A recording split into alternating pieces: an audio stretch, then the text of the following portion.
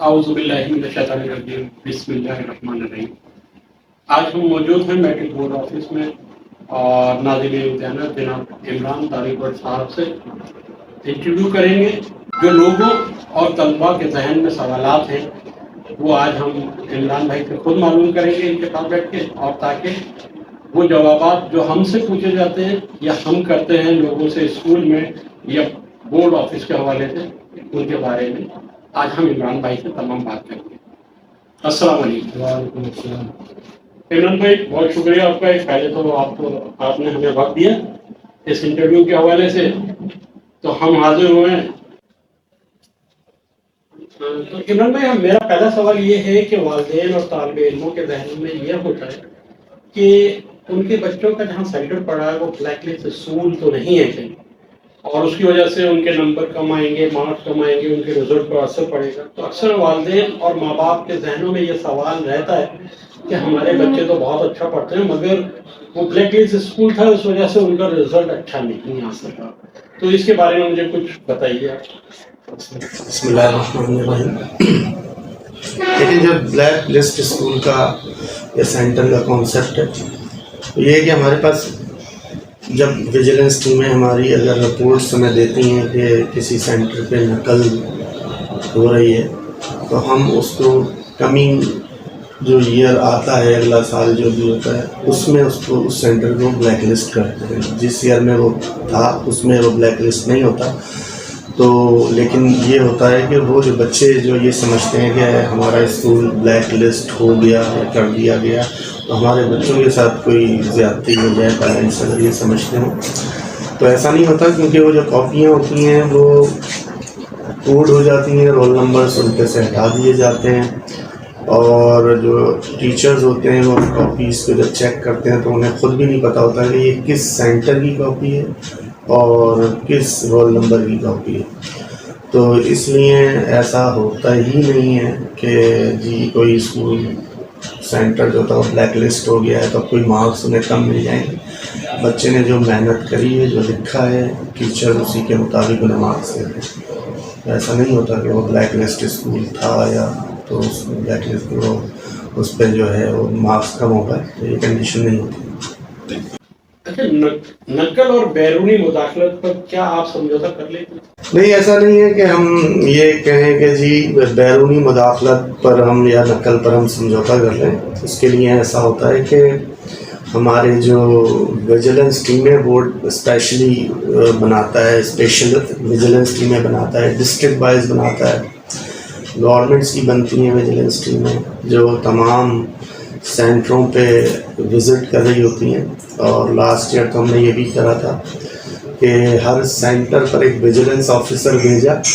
اور روٹیٹ کر کے اسے اگلے دن وہاں پر ویجیلنس آفیسر دوسرا لگا دیا، اور جب اس سے اگلا پیپر ہوا تو پھر تیسرا ویجیلنس آفیسر۔ تو اس طرح یہ 7 پیپرز تھے، تو ہر پیپر میں ایک نیا ویجیلنس آفیسر ہم بھیجتے تھے تاکہ کسی بھی قسم کا بیرونی مداخلت اگر ہو رہی ہو تو ظاہر اگلے دن جب اگلا بندہ ویجیلنس آفیسر آئے گا تو پچھلے دفعہ اگر کوئی اسے پریشر تھا تو ظاہر اگلا ویجیلنس آفیسر تھا،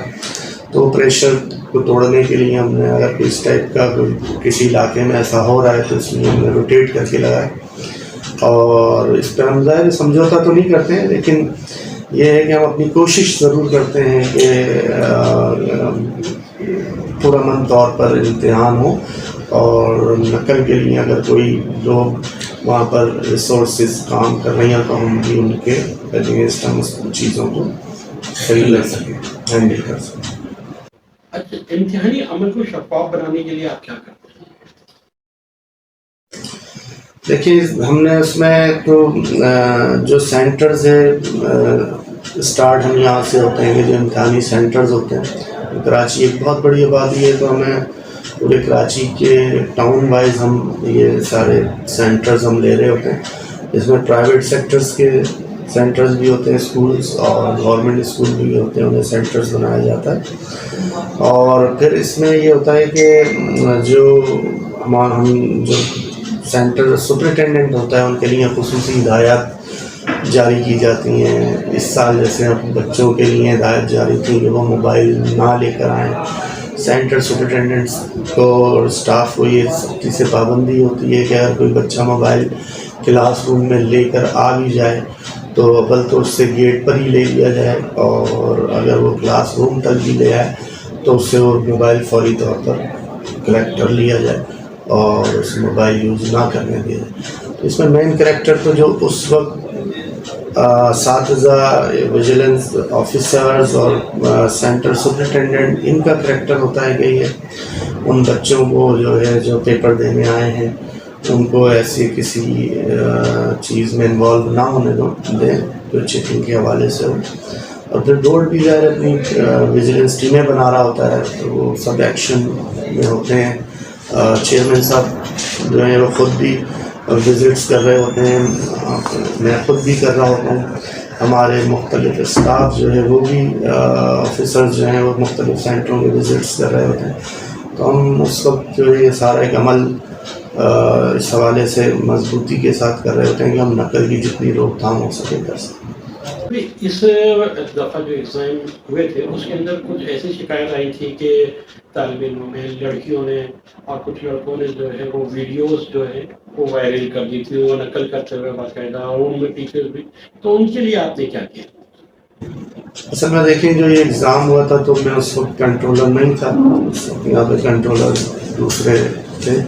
ہمارے ڈپٹی صاحب تھے, ان کو چارج ملا ہوا تھا. تو ظاہر میری نظر میں وہ جو بچیاں تھیں جنہوں نے یہ حرکت کری ایک اچھی بات تو نہیں تھی, لیکن وہ جو بھی قانونی طور پہ کارروائی ہو سکتی ہے وہ ضرور انشاءاللہ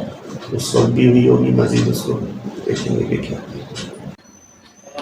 اچھا عمران بھائی, اب میرا سوال ہے, آپ کس طرح امتحانی عمل سے لے کر رزلٹ تک اپنے امور پر دیے گئے شیڈول کے مطابق کام مکمل کر لیتے ہیں؟ اس میں ایسا ہے کہ ہمارے یہاں پورا ایک میکنزم ہے, پورا ایک سسٹم ہے امتحانی عمل سے لے کے رزلٹ تک جانے کا, اور سمجھ لیں کہ ایک طریقے سے پورا ایک سسٹم بنا ہوا ہے ہمارے یہاں. ہم اس سسٹم کے تحت ہمارے یہاں جو اسٹاف ہے سارا وہ دن رات کوشاں رہتا ہے اس حوالے سے, اور انتہائی محنت ہم لوگ سارا اسٹاف کرتے ہیں اس رزلٹ کی تمام کمپلیشن میں. اور اس میں یہ بھی ہے کہ میں خود بھی لیٹ آورس تک بیٹھا ہوتا ہوں, ہمارے آفیسرز بھی بیٹھے ہوتے ہیں, ہمارے چیئرمین سیکریٹری وہ لوگ بھی لیٹ آورس میں بیٹھے ہوتے ہیں, اور ہم ان سب چیزوں کو مینیج کر رہے ہوتے ہیں کہ جو شیڈول ہے ہم اس شیڈول کے مطابق اپنے رزلٹ کی تیاری مکمل کر سکیں. تو ایک بڑا والیوم ہے کراچی میٹرک بورڈ کا اسٹوڈنٹس کا, لیکن ہم اس میں اپنی تمام تر کاوشیں اپنے ٹائم فریم میں رہتے ہوئے کوشش کرتے ہیں کہ ہم اسے کمپلیٹ کریں. موجودہ حالات میں تعلیمی اداروں میں سیکیورٹی کو فل پروف بنانے کے لیے کیا اقدامات ہونے چاہیے؟ اصل میں دیکھیں تعلیمی جو اسکولز ہیں وہ تو ڈائریکٹریٹ آف اسکول یہ ان کا ہے سارا کہ وہ وہاں پر کیا معاملات اس کو دیکھنا. ہم تو ایگزامینیشن باڈی ہیں, ہمارا کام ہے کہ جو اسکول سے جو بچوں کی ہمارے یہاں انرول ہوں اور پھر ایگزامینیشن فارم جمع ہوں تو ہم ان کا ایگزام جو ہے وہ پراپر طریقے سے کرا سکیں اور ان کے رزلٹ کو پراپر طریقے سے اناؤنس کر سکیں. تو ہمارا کام یہ والا ہے. باقی جو آپ کا جو سوال ہے وہ گورنمنٹ اور ڈائریکٹریٹ آف اسکول ایجوکیشن. اچھا, کچھ اسکولز جو ہیں آپ نے جیسے ابھی ایگزامینیشن انرولمنٹ کے اندر 9 کے اندر کمی تھی, 2500 روپے فیس تھی, اس کو 2000 کر دیا آپ نے. مگر کچھ اسکولز ایسے تھے کراچی کے جو وہ اسٹوڈنٹ سے پیسے زیادہ لے لیتے ہیں. آپ نے میرے خیال میں 1500 روپے فیس اور 100 روپے فارم کے پیسے رکھے تھے, مگر کچھ اسکولز نے اس کے 2000 لے رہے, کوئی 2500 لے رہے. تو اس کے اوپر آپ کیا کہیں گے؟ اصل میں دیکھیں اس میں تو یہ ہے کہ ہم تو وہی فیس جو بورڈ نے اپنی فیس رکھی ہے انرولمنٹ کی اور ایگزامینیشن کی, بورڈ تو وہی فیس لیتا ہے. اب یہ اس ٹائپ کی اطلاعات ہمارے پاس بھی آتی ہیں کہ کچھ اسکول والے جو ہیں وہ بچوں سے زیادہ فیس چارج کرتے ہیں. تو اگر وہ پیرنٹس یا بچے اس टाइप की कोई उनको शिकायत हैं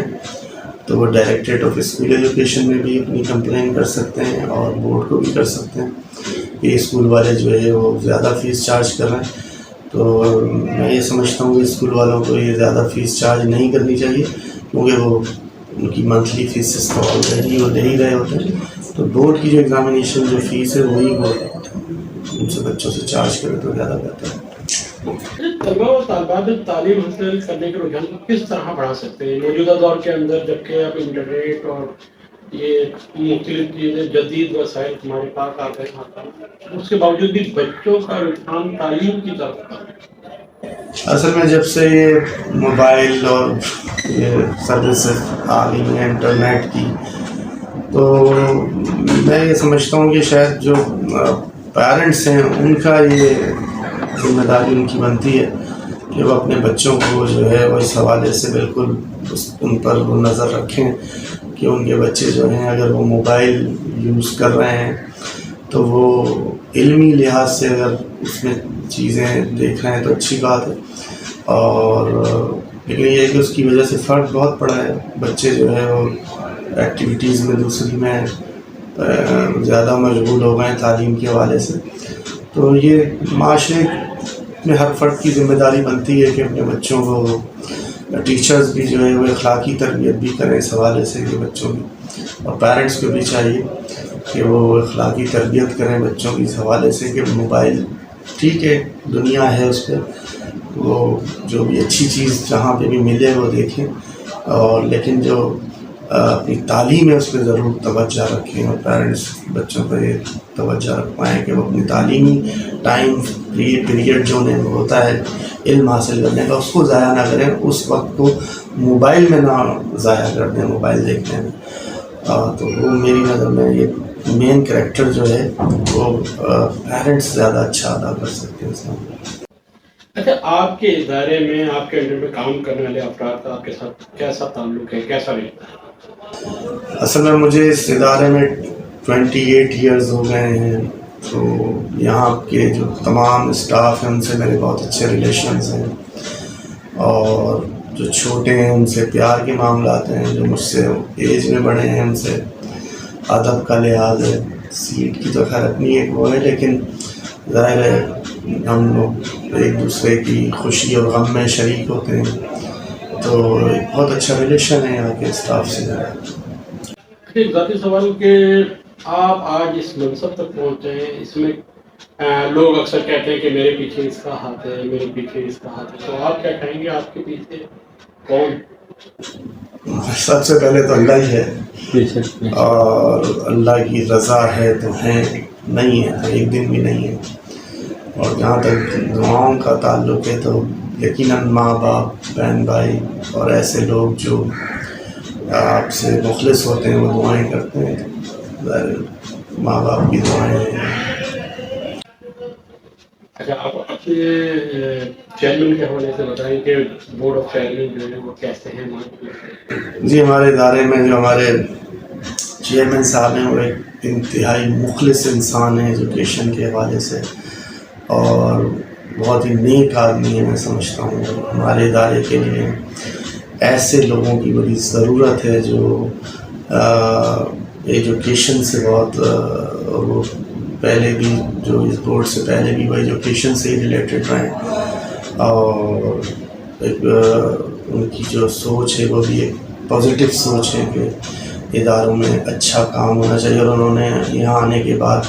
बहुत सारी चीज़ें जो इस इदारे में रन करने की उनमें बहुत अच्छे स्टेप्स भी उठाए हैं, और ताकि इदारा जो है वो एक मेंटेन भी रहे और आगे बढ़े। और अभी जो है उनके साथ गुफ्तगू हो रही थी कि जदीद टेक्नोलॉजी उन्होंने कहा है कि उसको अडॉप्ट करें, और हम अनकरीब जो है वो गूगल प्ले स्टोर पर जो है हम अपनी प्ले स्टोर पर हम अपनी वो डाल देंगे, तो उस पर काम चल रहा है। तो मैं समझता हूँ कि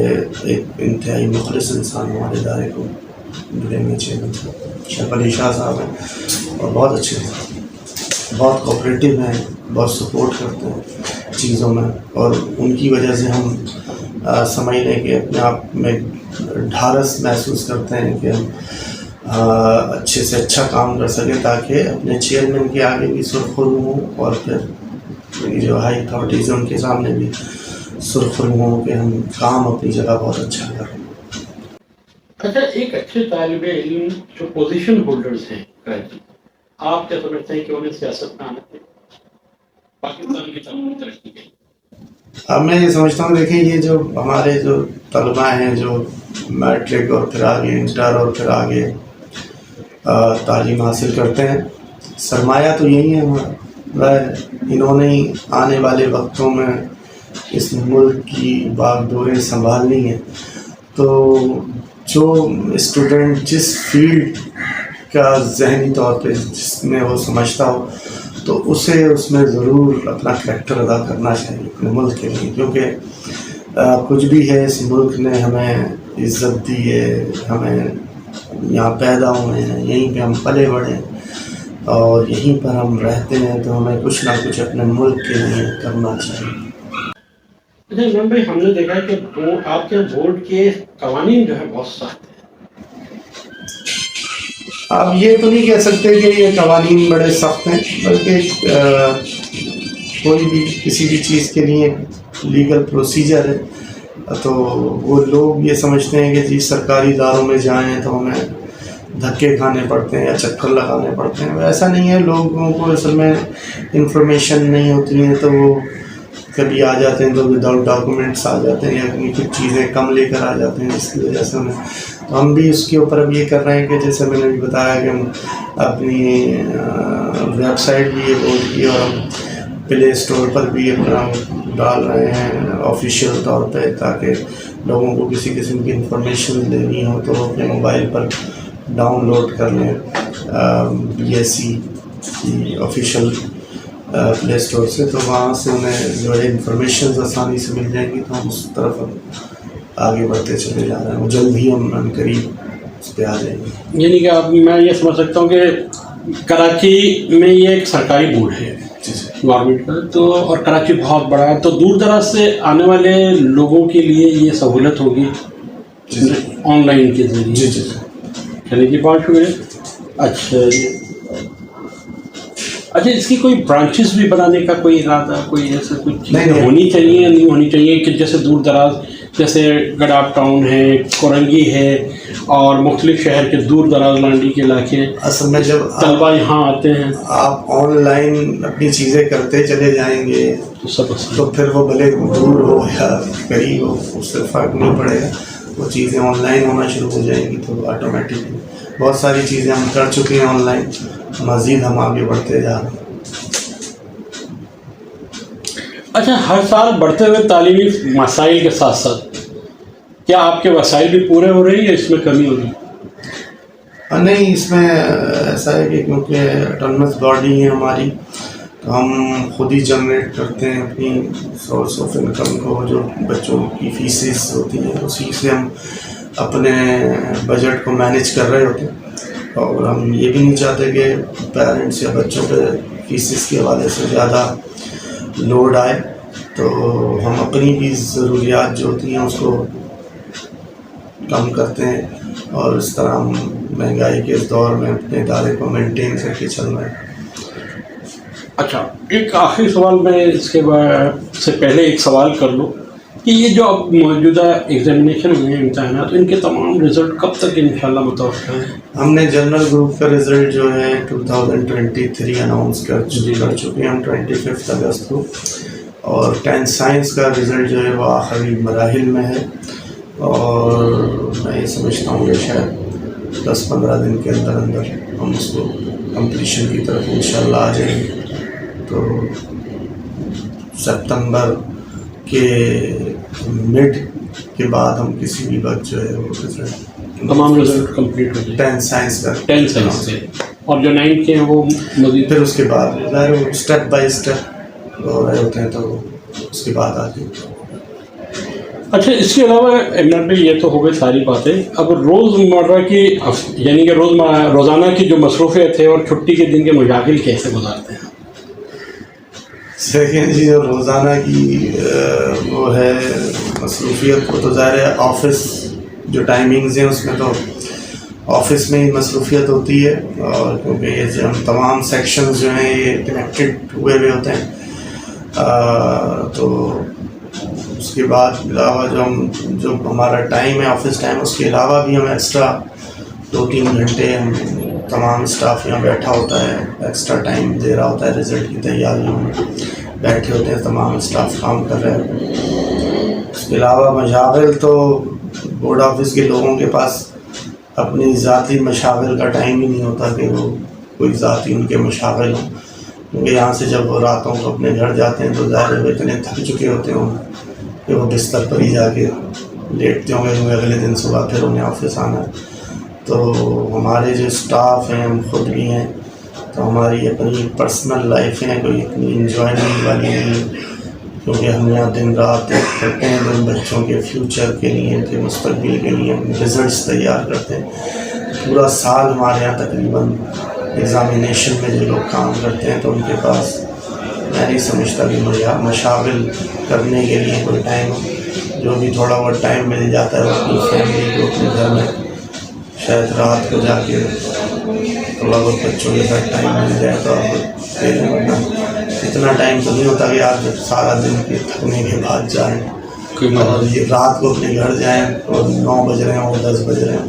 اس کے بعد جو ہے وہ آپ کسی انٹرٹینمنٹ کے لیے نکلیں گھر سے، تو آئی تھنک یہ جو سیٹرڈے سنڈے ہوتا ہے جو آف ہوتا ہے وہ بھی ہم لوگ اسٹاف ہم سب آفس میں ہوتے ہیں۔ میرے خیال میں اس وقت بھی 6:30 بج رہے ہیں اور آپ یہاں موجود ہیں اور جو ہم انٹرویو لے رہے ہیں، کوئی ٹائم نہیں ہے جانے کا، تو اس لیے ہمارے اسٹاف بھی سارا اسی طرح۔ فیملی بھی ناراض ہوتی ہوگی بات پر؟ بہت سارے تو آپ ایونٹس بھی نہیں اس میں نہیں جا پاتے، فیملی کے ساتھ بہت مشکل ہو جاتا ہے جب آپ، یہ نہیں کہ میں کنٹرولر کی سیٹ پہ بیٹھا ہوں تو میں، بلکہ ایگزامینیشن سیکٹر میں جتنے بھی آفیسرز، کلرکس، پیونز، چوکیدار، گارڈز، کوئی بھی بیچارہ یہ سمجھ لیں کہ وہ نہیں جا پاتا، اپنی ٹائمنگ، اپنی فیملی کو ٹائم نہیں دے پاتا۔ ہم اتنے لوگ، تو لوگوں کو شاید اندازہ نہیں ہے کہ اس رزلٹ کی تیاری کے لیے ہم اپنی زندگی کا ایک بڑا حصہ یہاں پر لگاتے ہیں،